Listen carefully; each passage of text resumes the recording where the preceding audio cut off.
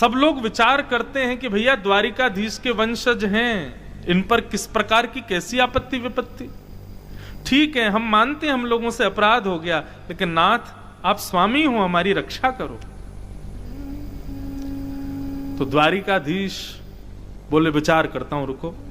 थोड़ी देर विचार करने के बाद में भगवान बोले आ गया। बहुत सुंदर एक भाव समझ में आया है। यदुवंशी दौड़े दौड़े गए, बोले भगवान बताओ ना क्या करें, कैसे बचें श्राप से। तो द्वारिकाधीश बोले देखो, हमारे इस सौराष्ट्र की भूमि में एक शंकर जी का मंदिर है और उनका नाम है सोमेश्वर महादेव, श्री सोमनाथ।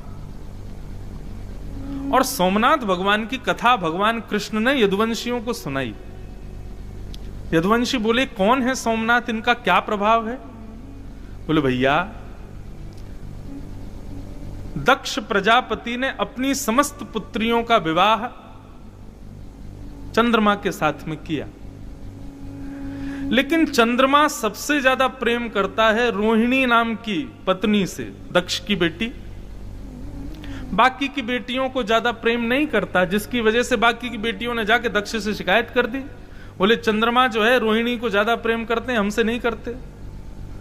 रोष में भर करके बिना सोच विचार किए दक्ष ने श्राप दे दिया, तुमको रूप का बहुत अभिमान है चंद्रमा, मैं तुमको श्राप देता हूं, तुम अपने रूप से विहीन हो जाओगे।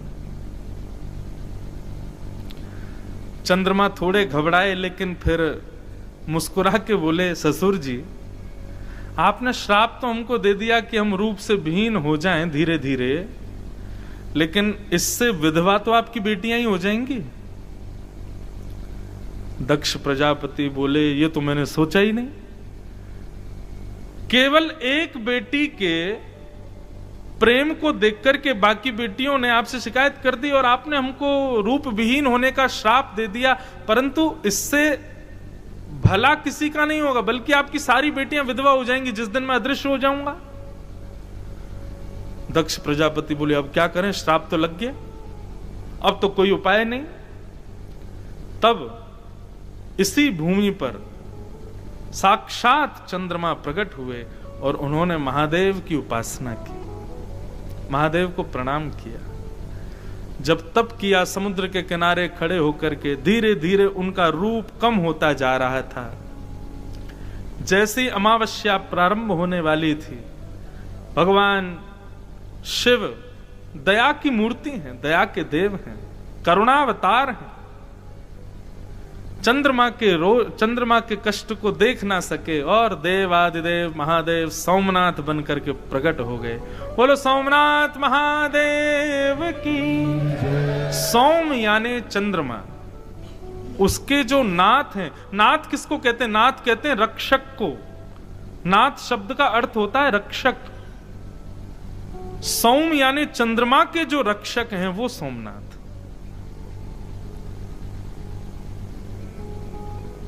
चंद्रमा के सामने प्रकट हो गए। बोले क्या बात है चंद्रमा, इतने दुखी क्यों हो।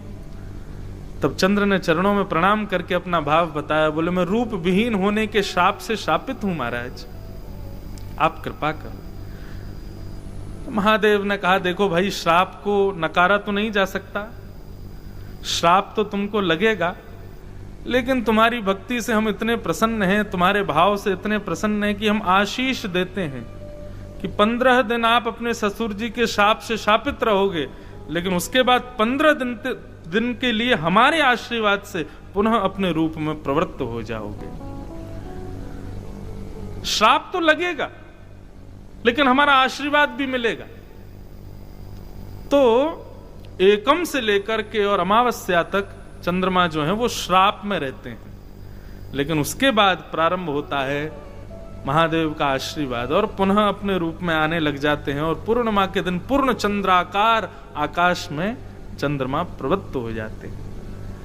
ऐसे महादेव के प्रणाम करने से, ऐसे सोमनाथ भगवान को प्रणाम करने से चंद्रमा बन गए। भगवान कृष्ण बोले हमें लगता है कि हमारे यदुवंशियों के श्राप को भी शायद महादेव इसी प्रकार किसी आशीर्वाद में बदल दें। तो भैया आप सब लोग यही कीजिए, द्वारिका से एक बढ़िया नाव करते। अच्छा, अब जो द्वारिका हम लोग जिसका दर्शन करते हैं, इसका निर्माण विश्वकर्मा ने किया, परंतु जो द्वारिका भगवान द्वारिकाधीश जिसमें विराजते थे वो ये नहीं थी। ऐसा बताते हैं कि द्वारिका तो समुद्र के भीतर थी। ठाकुर जी कभी कभी अपनी सभा करने के लिए इधर आया करते थे और यहां बैठकर के सभा करते थे। ऐसा बताते हैं कि ये सभागृह था भगवान का। मूल द्वारिका तो समुद्र में थी, समुद्र के बीच। तो भगवान ने कहा बढ़िया नाव बुलाओ और भाई एक काम करो, सारे यदुवंशी उस नाव में बैठ बैठ करके और सब लोग चलो कहां, सोमनाथ। वहां जाकर के ब्राह्मणों को दान करेंगे, महादेव का रुद्राभिषेक करेंगे, उनसे प्रार्थना करेंगे, वंदन करेंगे, समुद्र के किनारे बैठ के महादेव प्रकट हो जाएंगे प्रसन्न होकर के, तो फिर हमारे इस श्राप को आशीर्वाद में बदल देंगे। ये बात सुनते ही महाराज सारे यदुवंशी नाचने लगे, बोले जय हो द्वारिकाधीश की जय हो, आज द्वारिकाधीश ने आनंद करा दिया। परंतु बंधुओं, इस कथा में भगवान की एक चतुराई छुपी हुई है। ठाकुर जी ने सब यदुवंशियों से कहा कि चलो सोमनाथ, वहां जाकर के महादेव की अर्चना करेंगे। सब खुश हुए एक को छोड़ के, और वो एक कौन था? उद्धव, भगवान का प्रिय सखा उद्धव। वो भी यदुवंशी है। एक कोने में दूर बैठा बैठा भगवान को तिरछी नजर से देख रहा था। तिरछी नजर से भी ऐसी नजर से देख रहा था मानो चोरी पकड़ ली गई हो तब कोई देखता है, उस प्रकार देख रहा था। भगवान को ऐसे तिरछे कटाक्षों से देख रहा था। तो भगवान ने जैसे उद्धव को देखा तो भगवान भी सकुचाने लगे, कहीं इसको पता तो नहीं चल गया हमारा पूरा प्लान, कहीं ऐसा नहीं हो चौपट करा दे। सब यदुवंशी तो नाचने लगे, अब हम श्राप विहीन हो जाएंगे, अब हमारा श्राप चला जाएगा, सोमनाथ महादेव कृपा करेंगे। सब नाचने गाने लगे, सब जाने लगे। भगवान ने उद्धव को कहा, उद्धव तुम ऐसे क्यों देख रहे हो हमको? उद्धव बोला, मैं ये देख रहा हूं कि आप चतुर नहीं हो, आप चतुर शिरोमणि हो। हाँ, मैंने बहुत चतुर देखे लेकिन आप जैसा चतुर नहीं देखा। भगवान बोले, ऐसी बात क्यों कर रहे हो? उद्धव पास आया और पास आकर के सामने बैठ गया, बोले बता दूं आपकी चतुराई? भगवान बोले बताओ। हमने कुछ किया ही नहीं। अरे अपने यदुवंशियों की रक्षा कर रहे हैं। बोले रक्षा कर रहे हो आप? बोले जी। तब उद्धव ने कहा, भगवान ये श्राप लगना, सूतक लगना, पातक लगना, पुण्य होना, पाप होना, ये सब जितने भी हमारे पाप पुण्य पातक सूतक श्राप आदि ये जो भी क्रियाएं हैं, ये उनको लगती हैं जो ब्रह्मा की बनाई पृथ्वी पर रहते हैं। और आपकी ये द्वारिका नगरी ब्रह्मा ने नहीं बनाई है। इसका मतलब द्वारिका में रहने वाले प्रत्येक यदुवंशियों को भले ही संतों ने श्राप दिया हो, लेकिन यहां पर यह ब्रह्मा की भूमि नहीं है, इसलिए सूतक पातक श्राप इनका प्रभाव होता ही नहीं है। आप जबरदस्ती सब यदुवंशियों को नाव में बैठा के वहां ले जा रहे हो सोमनाथ, वो ब्रह्मा की बनाई हुई भूमि है। ये जैसे ही नाव से उतरेंगे, नाव से उतरते ही सबको श्राप लग जाएगा। आप श्राप विहीन करवाने नहीं, श्राप लगवाने ले जा रहे हो वहां पे। भगवान ने तुरंत मुंह दबा दिया उद्धव का, बोले चुप, किसी से कहना मत इस बात को। समझ में आई बात? यदुवंशी सोमनाथ आकर के महादेव से श्राप विहीन होने के लिए थोड़ी आए थे, बल्कि उनको श्राप लगा ही यहीं आकर के। क्यों? क्योंकि जिस नगरी में वो रहते हैं वो ब्रह्मा ने बनाई नहीं है, वहां श्राप लग ही नहीं सकता। भगवान जानबूझ करके महादेव की सहायता लेने आए, बोले कि आप ही लगवाओ। क्यों? क्योंकि ठाकुर जी जानते हैं यदुवंशी मेरे जाने के बाद में पृथ्वी पर भार बन जाएंगे, इनको शाप लगना अति अनिवार्य है। तब उद्धव का मुंह बंद किया भगवान ने, बोले कि तुझको कैसे पता मेरी सब बातें? उद्धव बोला, आपका सखा हूं, और सखा का मतलब मित्र नहीं होता, सखा का मतलब केवल फ्रेंड नहीं होता। सखा का मतलब सह खादती, सह खेलती, संग खावे संग खेले, संगी सब क्रिया करे, वो सखा है। सब जानता हूं आपके मन की बात। और उद्धव ने कहा, मैं ये भी जानता हूं आप सबको लेके जाओगे, मुझको नहीं लेके जाओगे, आप मुझको यहीं छोड़ के जाओगे। भगवान ने कहा, मैं चाहता हूं कि मेरे बाद ये यदुवंशी सब श्राप से नष्ट हो जाएंगे, द्वारिका समुद्र में डूब जाएगी। उद्धव, तब मेरी भक्ति की ध्वजा को लेकर के तुम पृथ्वी पर भ्रमण करना, इसलिए तुमको नहीं लेके जाऊंगा। और भगवान देखते ही देखते सब यदुवंशियों को लेकर के सोमनाथ आए, और जैसे ही नाव से उतर करके उन्होंने यहां अपने पैर रखे हैं, रखते ही, ये ब्रह्मा की भूमि है, संतों का सबका श्राप लगता चला गया। भले ही सबने जाकर के सोमनाथ महादेव से कहा हो कि हमारे श्राप को हमसे विहीन कर दीजिए, लेकिन भगवान कृष्ण ने भी कहा हो, बोले बिल्कुल मत करना, लगे रहने दो, ये सब यदुवंशी हैं। और रही बात हमारे श्राप को विहीन करो, तो सोमनाथ महादेव ने किया। यहां आकर के वे सब वरदान मांगने आए थे कि हम सदा के लिए अजर अमर हो जाए, तो सोमनाथ महादेव ने ऐसा आशीर्वाद दिया, बोले देह अजर अमर नहीं होगा, लेकिन यदुवंशी और द्वारिकाधीश का नाम अजर अमर हो जाएगा, उनकी कीर्ति अजर अमर हो जाएगी। ऐसे महादेव के शरण में लाकर के हमारे द्वारिकाधीश ने यदुवंशियों को श्राप लगवाया। अच्छा, एक बात और कहें, ये बड़ी गोपनीय कथा है, सब जगह कोई सुनाएगा भी नहीं और सुनने को मिलती भी नहीं। हमको भी किसी बहुत बड़े विद्वान ने बड़ी धीरे से सुनाई थी, तो हमको मिल गई। तो आज सोमनाथ में आने का अवसर मिला, तो हमने कही यहीं पर ये कथा का उद्घाटन किया जाए, इसको सुनाया जाए। तो ऐसे सोमनाथ हैं जो कि कृष्ण लीला के उपसंहार में सहायक बने। बंधुओं,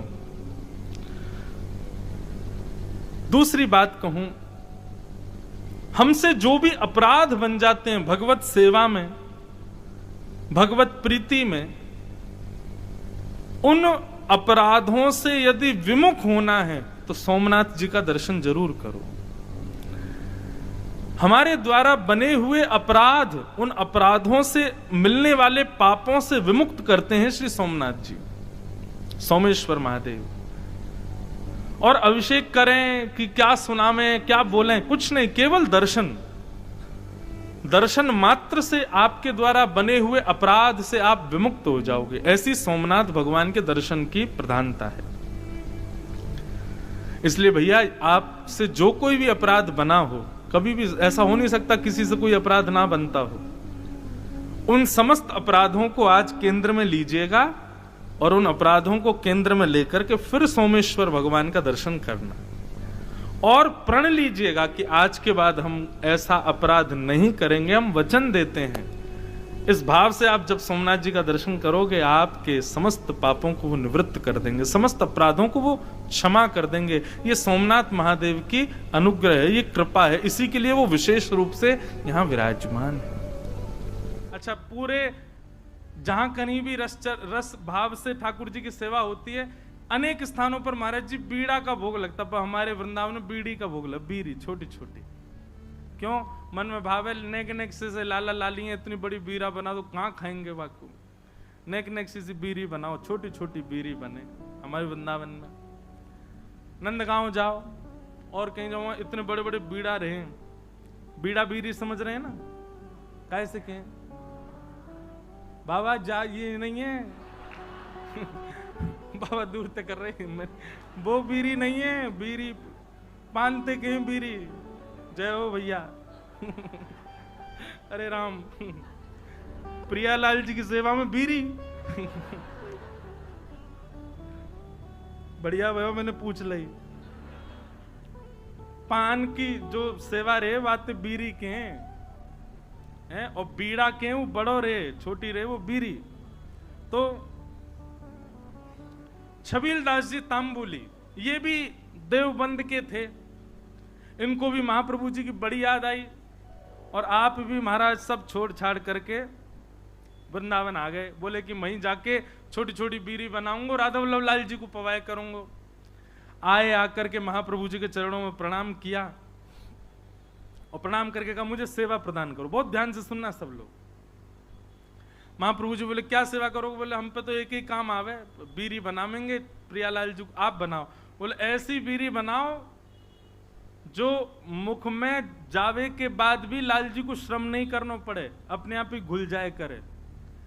महाराज जी कितना विचार हमारे ब्रजमंडल में किया जाता। आप कभी दाऊ जी जाओगे ना, दाऊ जी वहां श्री बलराम जी का मंदिर है महाराज जी, दाऊ जी में शाम को जब ठाकुर जी का दाऊ जी का प्रसाद बनता है, इतनी छोटी छोटी पूड़ी बनती हैं।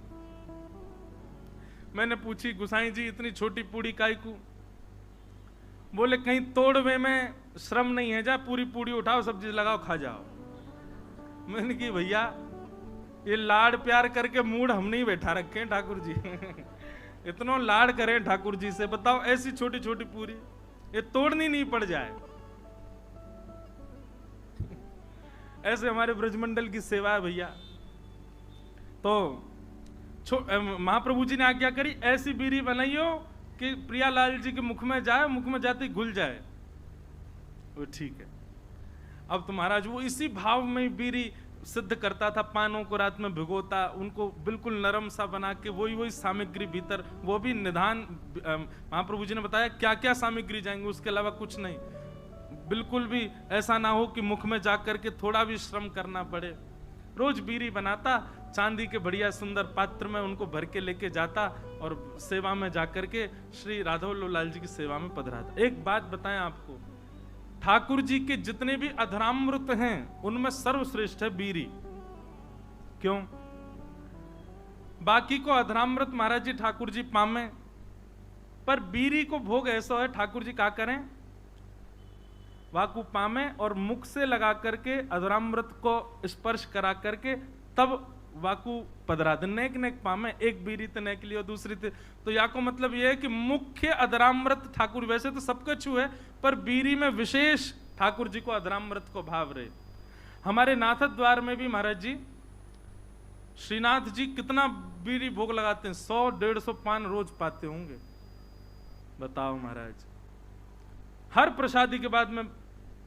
और जैसे भोग की थाली होती है, भोग की थाली ठाकुर जी के सामने पधरा दी जाती है। ठाकुर जी स्वयं पाएंगे या किशोरी जी पवाएंगे या ठाकुर जी किशोरी, हम लोग बाहर आ जाते हैं पर्दा करके। पर बीरी का तो नियम है कि बीरी आपको लेके ठाकुर जी के अधर से छुवानी ही पड़ेगी। तो मूल रूप से अधरामृत का स्पर्श बीरी को प्राप्त होता है, इसलिए बीरी प्रसाद प्राप्त हो तो समझ जाइयो अधरामृत ही है ठाकुर जी को। और बीरी की सेवा जाकू है सके करो, लाल जी को बड़ी प्रिय मुखवास। तो ये छबील दास जी तांबुली आए और इनने बीरी की सेवा प्रारंभ करी। ठाकुर जी के लिए बढ़िया बीरी बनाते, चांदी के पात्र में ले जाके पधरा देते। महाप्रभु जी ने एक दिन बीरी को प्रसाद ठाकुर जी को पधरा करके, और जब अधरामृत है गयो, प्रसादी है गई, स्वयं पाए, बड़ा आनंद आया। महाप्रभु जी को लगे कि हाँ ठाकुर जी के योग्य सामग्री बननी है। एक दिन बड़े प्रसन्न थे महाप्रभु जी, तो विराज रहे थे, सब सेवक गण चारों ओर बैठे थे। अत्यंत प्रसन्न श्री हितरवंश महाप्रभु सबसे बोले, कछु मांगो भाई, तुम्हें कहा चाहिए।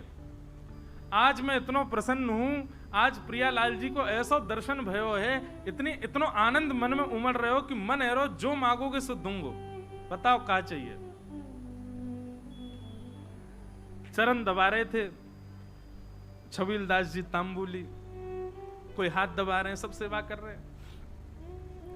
हाँ भाई तांबुली छबील दास, तू बता क्या चाहिए। तेरी बीरी पाई, बहुत बहुत स्वाद, और बिल्कुल ऐसा लग रहा हो कि हाँ प्रियालाल जी को सुख मिलता होगा, बता कहा चाहिए। आहा, छबील दास तांबुली चरण दबाते दबाते बोले, जो मांगूंगा सो दोगे। महाप्रभु जी बोले, कहा चाहिए बता, आज्ञा कर।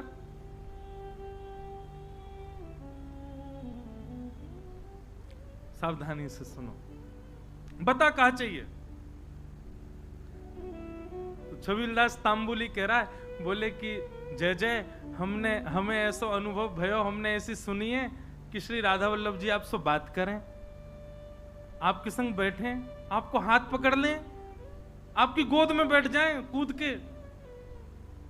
ऐसा सुख मोए कब मिलेगा, ये मोसों बात कब करेंगे, मेरे हाथ कब पकड़ेंगे, मेरी गोद में कब बैठेंगे, मेरे हाथन से बीरी कब पामेंगे। आपको देनो है तो महाप्रभु जी बस यही कृपा कर दो कि श्री राधा वल्लभ लाल जी प्रत्यक्ष काउदना मेरे सामने प्रकट हो जाएं और जैसी लीला आपके संग करें, मेरी गोदी में भी कूद के बैठ जाएं एक दिन, मुझको भी वो सुख मिले, ऐसा अनुग्रह कर दो। महाप्रभु जी प्रसन्न भाव में उठ रहे थे, धीरे धीरे अपनी सामग्रियां उठा रहे थे, संध्या के लिए जा रहे थे और जाते जाते ऐसे ही बोल गए, चल ठीक है दियो, राधा वल्लभ जी कृपा करेंगे तो पे, और चले गए जमुना जी। कोई ऐसा भी नहीं कि विधि विधान से बैठ के आशीष दिया हो, उठ के जाते जाते बोल गए चल दियो, कृपा करेंगे।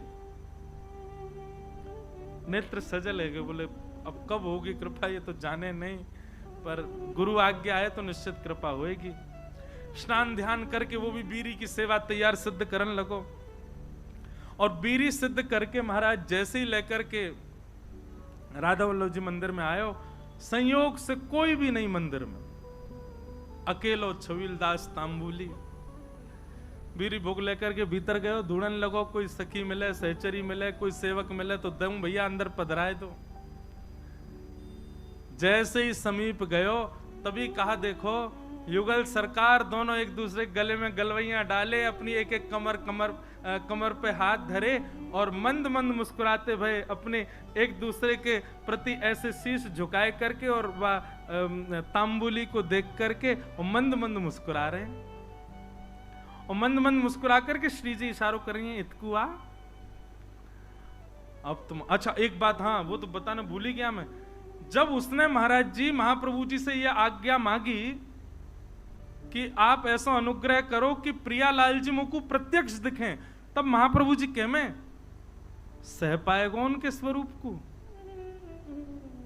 वो अगर प्रकट है गए तो उनके स्वरूप माधुरी रूप माधुरी को झेल लेगो ना, झेल लेगो तो को आशीष दूंगो। तो माने कही रूप देखने के बाद झेलनो ही ना है, प्राण निकल जाए, बस रूप दिख जाए एक बार, वाक्य बात। अच्छा क्योंकि एक बात बताएं, सहचरी भाव में और अंतरंग भाव में प्रियालाल जी तो अपनी लीला करते हैं, आपको तो बस प्रवेश मिल जाता है, और कहीं उनकी छवि देख करके आप बेहोश हो गए तो कई जगह महाराज जी हमारे वृंदावन रस रीति में उसको अपराध माना जाता है। आपने जरूर अपनी गुरु निष्ठा में कोई कमी छोड़ी होगी, जरूर अपनी निष्ठा भाव, इसीलिए आप उस छवि के भाव को सहन नहीं कर पाए। इसलिए महाप्रभु जी ने कहा झेल लेगो, झेल पावेगो स्वरूप को। छबील दास बोलो आप कृपा करोगे तो सब संभव हो जाएगा। तो महाप्रभु जी कहेगा हाँ ठीक है होगी कृपा।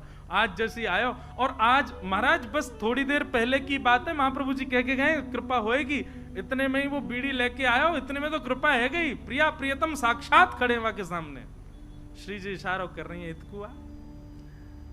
छबील दास के 2 बार तो नेत्र बंद भये, हाथ पाम वाके होश में नहीं, ठंडो पड़ गयो पूरा, कभी इतकू जावे कभी उतकू, बस गिरवे ही वारो। इतने में ही माने महाप्रभु जी को स्मरण किया, हितवंश महाप्रभु को स्मरण करते तुरंत चेतना आ गई। मानो गुरु ही कृपा करके ये बल दे रहे हैं कि प्रिया प्रियतम को देखो, उनकी बिना कृपा के देखे ही नहीं पाओगे वह स्वरूप को।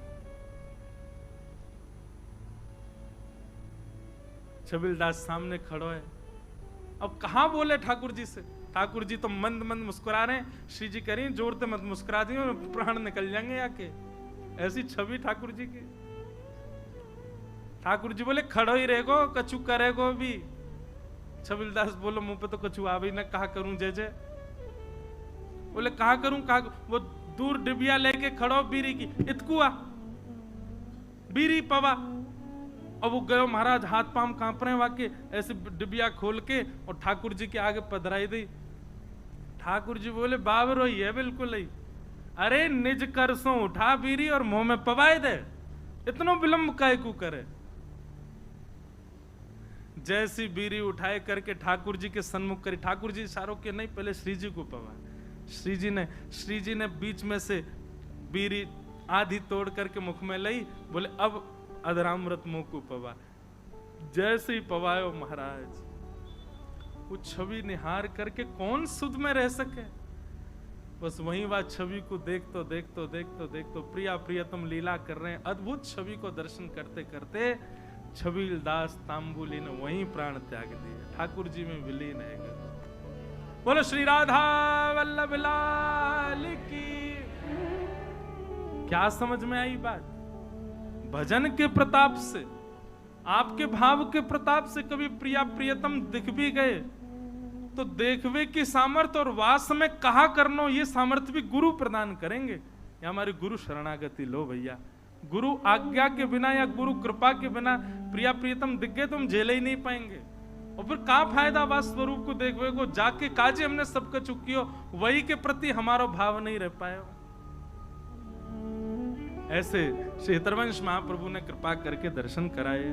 जय जय राधा वल्लभ हित हरिवंश, जय जय राधा वल्लभ हित हरिवंश, जय जय राधा वल्लभ हित हरिवंश, जय जय राधा वल्लभ हित हरिवंश, जय जय राधा वल्लभ प्यारो हरिवंश, जय जय राधा वल्लभ प्यारो हरिवंश, जय जय राधा वल्लभ प्यारो हरिवंश, जय जय राधा वल्लभ प्यारो हरिवंश, जय जय श्री वृंदावन श्री वनचंद्र, जय जय श्री वृंदावन श्री वनचंद्र, जय जय राधा वल्लभ श्री हरि, जय राधा वल्लभ श्री हरि, जय जय राधा वल्लभ हित हरिवंश, जय जय राधा वल्लभ हित हरिवंश, जय जय राधा वल्लभ प्यारो हरिवंश, जय राधा वल्लभ प्यारो हरिवंश, जय जय राधा वल्लभ श्री हरिवंश, जय राधा वल्लभ श्री हरिवंश, ओ जय जय श्री वृंदावन श्री वनचंद्र, जय जय श्री वृंदावन श्री वनचंद्र, ओ जय जय श्री वृंदावन श्री वनचंद्र, जय जय श्री वृंदावन श्री वनचंद्र, जय जय राधा वल्लभ हित हरिवंश,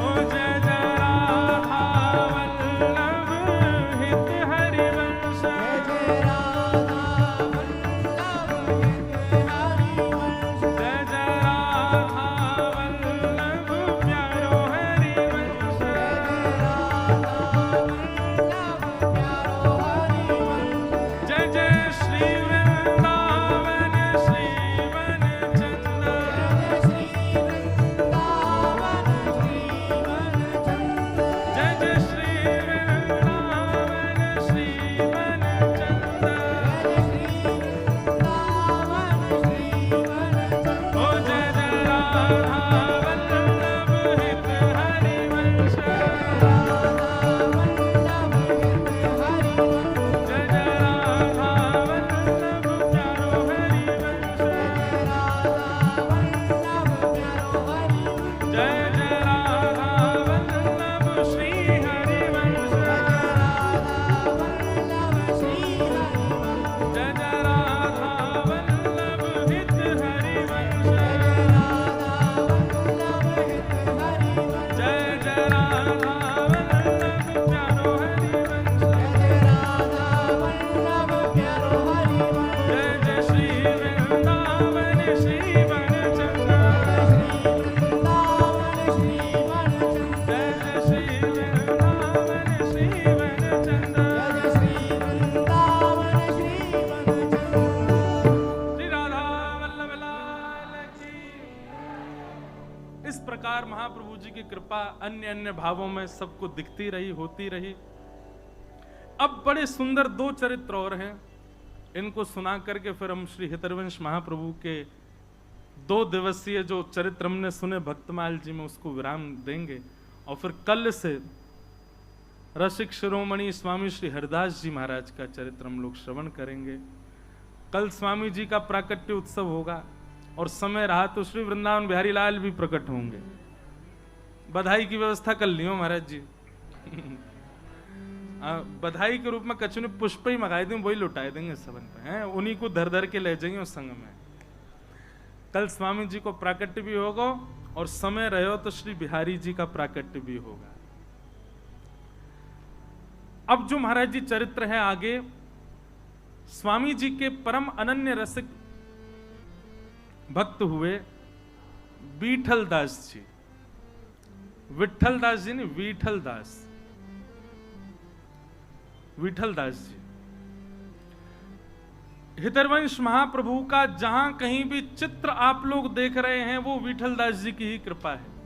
उन्होंने ही सबसे प्रथम चित्र निर्माण करवाया था श्री ठाकुर जी, श्री महाप्रभु जी का। तो ऐसा भाव आता है कि महाप्रभु जी का यश सुनकर के और श्री राधा वल्लभ लाल जी की कीर्ति सुनकर के श्री विठल दास जी सब परिकर सब परिवार वृंदावन आ गए, सब छोड़ छाड़ के। बहुत ध्यान से सुनो, सब परिवार वृंदावन आ गए और वृंदावन आकर के पूरे परिवार को इस सेवा में लगा दिया। कोई रसोई घर की सेवा, कोई फूल घर की सेवा, श्री राधा वल्लभ जी की जो जो सेवा है, बच्चों से लेके बड़े तक सबको सेवा में लगा। पूरा परिवार ले आए वृंदावन में सेवा के लिए। बहुत ध्यान से सुनिएगा, बहुत सुंदर भाव। आप श्री का महाराज जी एक स्वच्छंद 2 दिवसीय प्रवचन विठल दास जी के चरित्र पर हो सकता है। आप श्री को स्वयं निज कर से श्री हितरवंश महाप्रभु ने पत्र लिखे और पत्र में आपसी चर्चा हुई विरह भाव में। चर्चा ऐसी है, बहुत ध्यान से सुनना, कि विठल दास जी वृंदावन आकर के रहने लगे। एक दिन यमुना जी के तट पर श्री हितरवंश महाप्रभु अपने समस्त रसिकों के संग बैठकर के चर्चा कर रहे थे और विठल दास जी वहां कोई सेवा क्रम कर रहे थे, कुछ भी सेवा का क्रम संभाल रहे थे। इतने में ही एक पत्र वाहक आया पत्र लेकर के। उसने कहा, आप में से विठल दास कौन है? उनका पत्र आया। अब विठल दास तो तुरंत उठ करके बोले, महाप्रभु जी बैठे हैं उनके सामने, ऐसे बोले पत्र आया। महाप्रभु जी ने सुन लिया, बोले लाओ पत्र दो भाई, क्या है? चरणों में अर्पित कर दिया। महाप्रभु जी ने एक सेवक को आज्ञा की, पत्र पढ़ के सुनाओ, क्या लिखा है? सौराष्ट्र देश में जूनागढ़ के राजा का पत्र था और उस राजा ने पत्र में यह अंकित किया कि हे श्री महाप्रभु जी, आपके चरणाश्रित विठल दास जी सर्वगुण संपन्न हैं।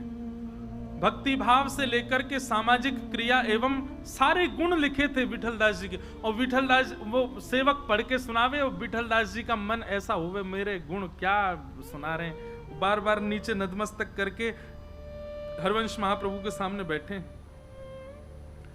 अंत में भाव क्या था? उन्होंने कहा कि हम विठल दास जी के सर्व गुणों को देखते हुए सब राजाओं के मत से यह निर्णय आया है कि आप श्री को जूनागढ़ का प्रधानमंत्री बनाया जाए। हम विठल दास जी को प्रधानमंत्री के रूप में नियुक्त करना चाहते हैं।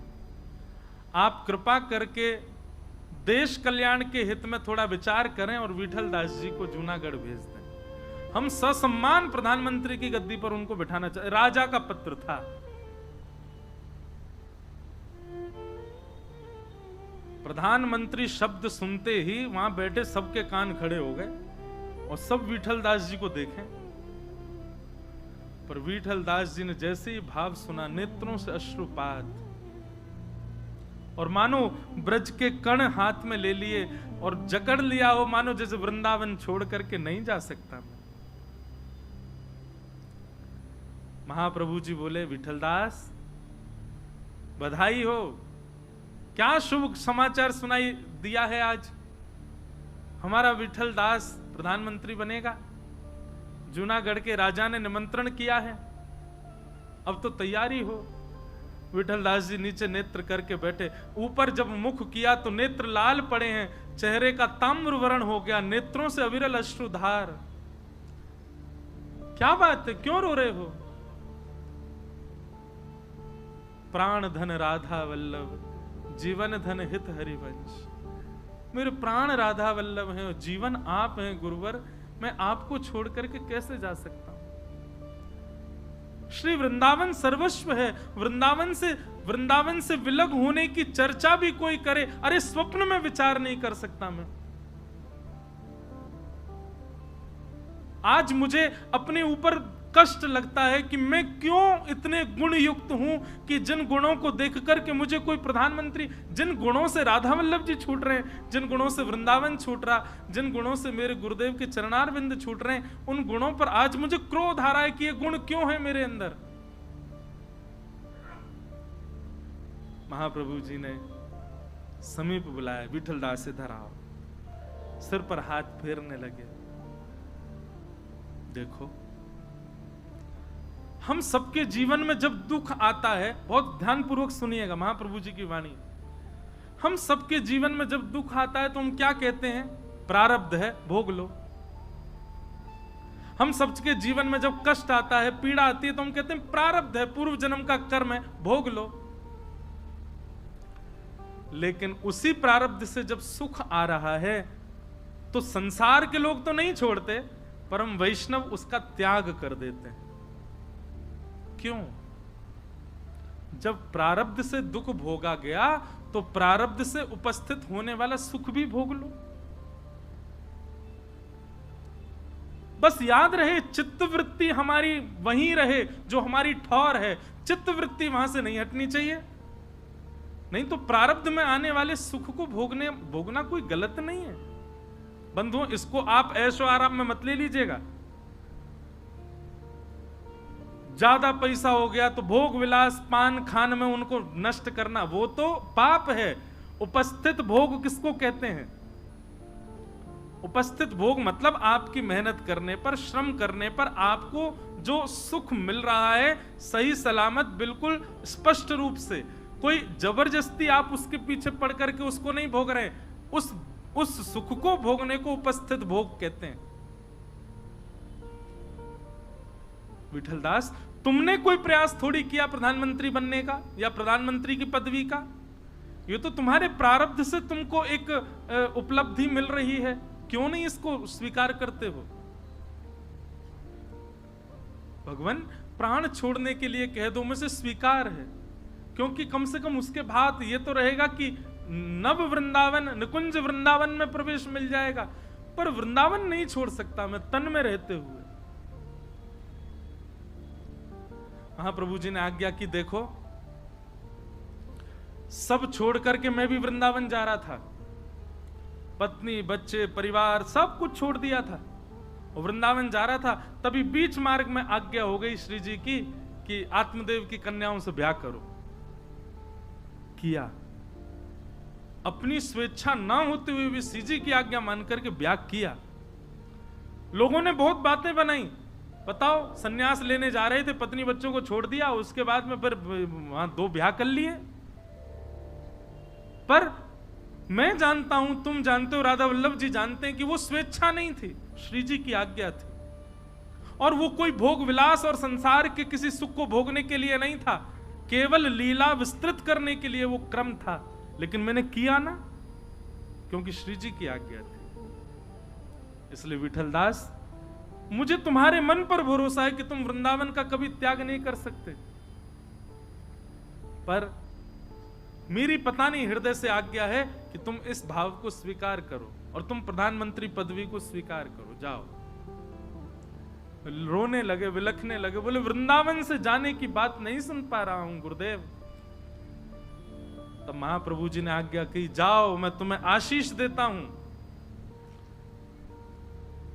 अब तक तुम वृंदावन में रहते थे, पर अब वृंदावन तुम में विराजमान रहेगा। जब चिंतन करोगे राधा वल्लभ लाल जी का, जहां बैठे होगे वहीं वृंदावन प्रकट हो जाएगा, श्री जी सामने उपस्थित हो जाएंगे। जब चिंतन करोगे मैं सामने आ जाऊंगा, आशीष प्रदान करूंगा। मैं वचन देता हूं, जब तुम स्मरण करोगे यमुना जी प्रकट हो जाएंगी, गोता लगा लेना, वृंदावन तुम में रहेगा। तुम जहां जाओगे वृंदावन तुम्हारे संग रहेगा। जाओ। महाप्रभु जी की आज्ञा मान करके श्री विठलदास जी निकल पड़े। महाराज जी, इतना सुंदर प्रसंग है श्री विठलदास जी का महाप्रभु जी ने विरह में 2 बार पत्र भेजा उनको। अद्भुत प्रसंग है वो भी। विठलदास जी गए, वहां जाकर के महाराज अभिषेक हुआ, दुनिया भर के राजा आए, सबने उनको सिंहासन पर बैठ करके अभिषिक्त किया। पर जब अभिषेक चल रहा था तब भी श्री राधा वल्लभ हित हरिवंश, जय जय श्री वृंदावन श्री वरचंद्र। आप प्रधानमंत्री बन गए। प्रधानमंत्री का एक राजकोष होता है, प्रधानमंत्री की नियुक्त एक सेवा, एक धनराशि होती है, उसको अपने भोग में भोगो। पर आप श्री ने क्या किया, उस धनराशि से असंख्य घोड़े खरीदे और उन असंख्य घोड़ों को जूनागढ़ से लेकर के वृंदावन तक के बीच की सेवा में लगा दिया। किस लिए?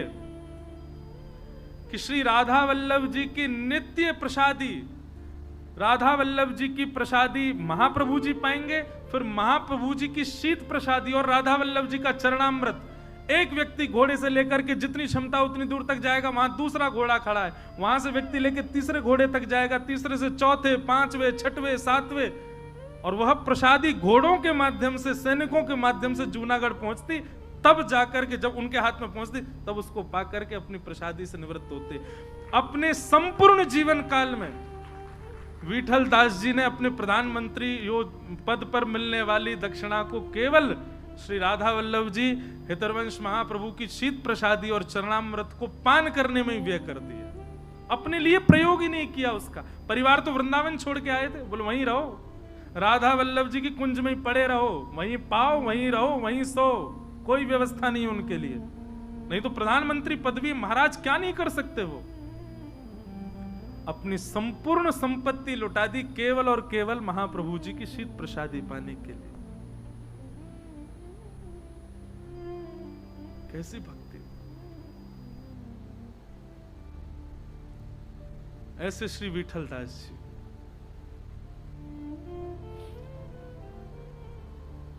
आप श्री एक बार राजा के साथ द्वारिका गए। बहुत ध्यानपूर्वक सुनिएगा इस बात को, इस चर्चा को, नहीं तो संशय मन में उत्पन्न हो जाएगा। द्वारिका गए, द्वारिका में सबने दर्शन किया, लेकिन विठल दास जी ने दर्शन नहीं किया।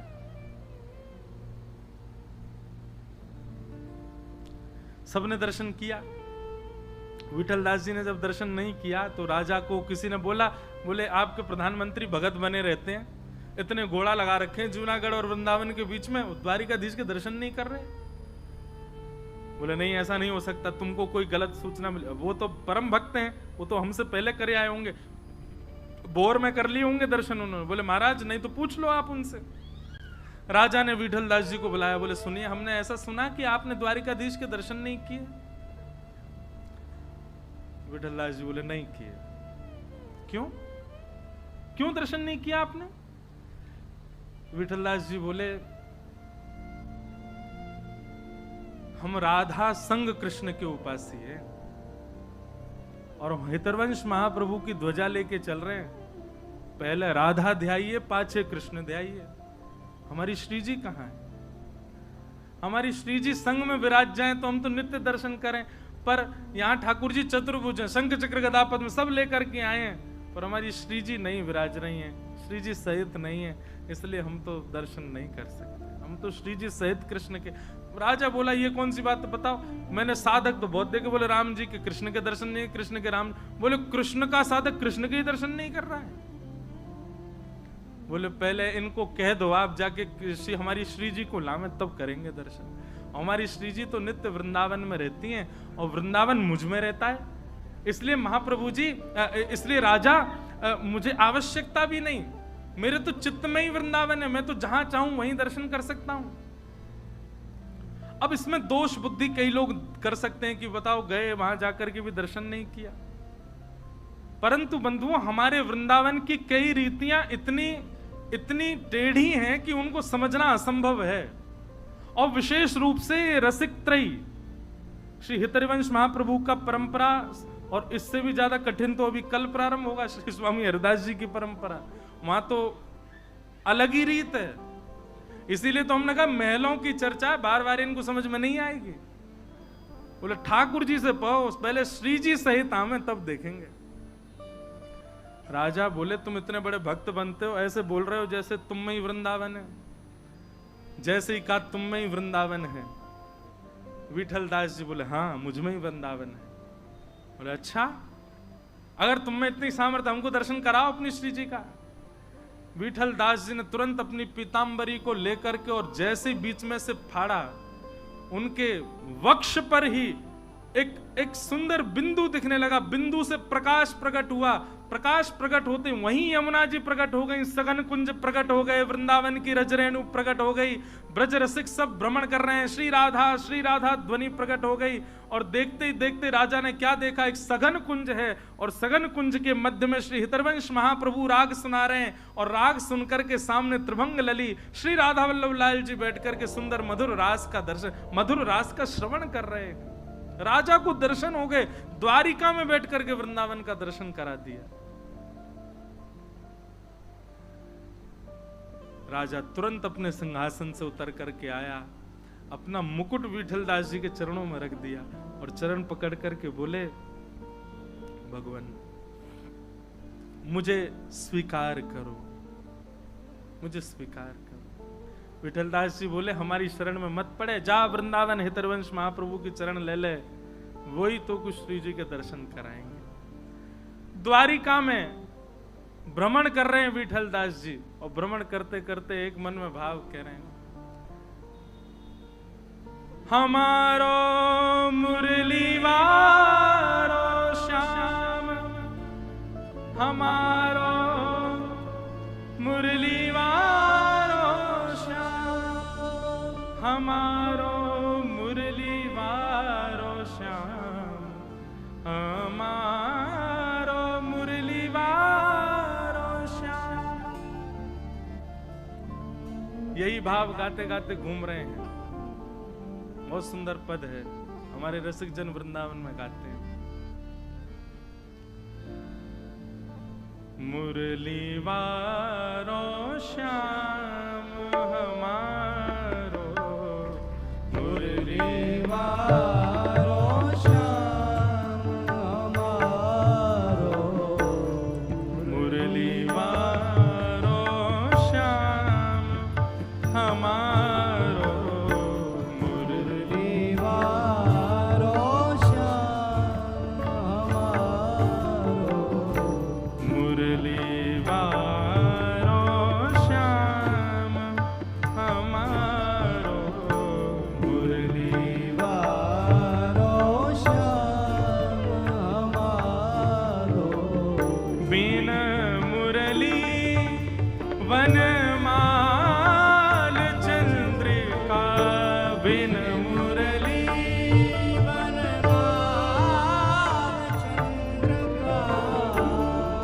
ध्यान से सुनिएगा, यही कारण है, यही भाव है श्री विठल दास जी का। वेन मुरली वनमाल चंद्रिका, वेन मुरली वनमाल चंद्रिका, नहीं पहचानत ना, नहीं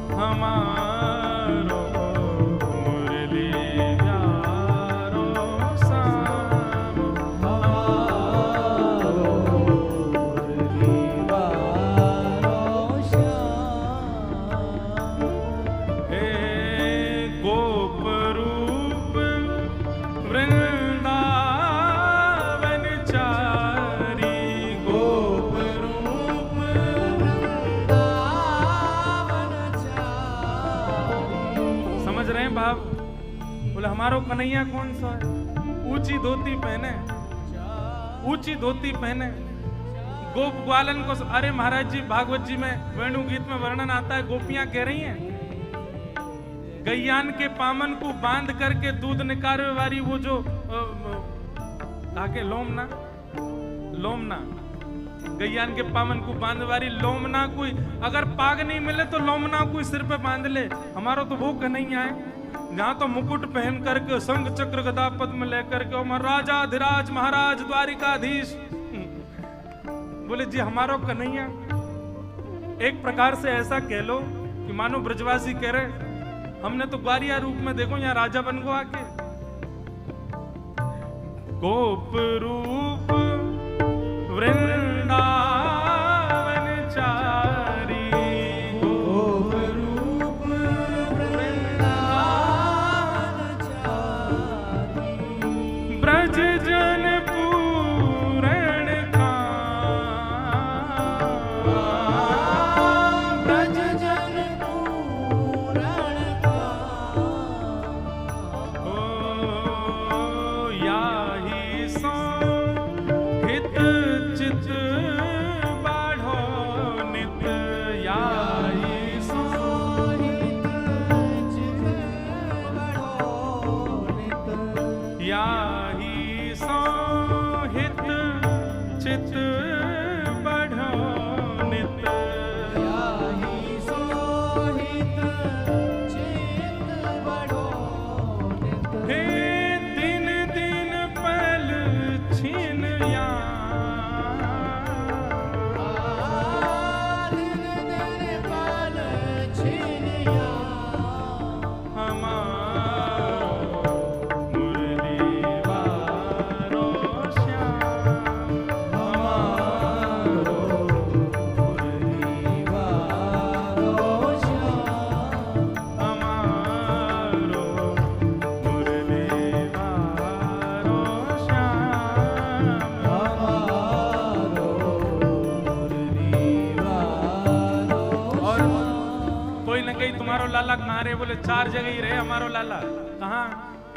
नंदीसुर गोवर धन गोकुल, नंदीसुर गोवर्धन गोपुर, बरसानो विश्राम,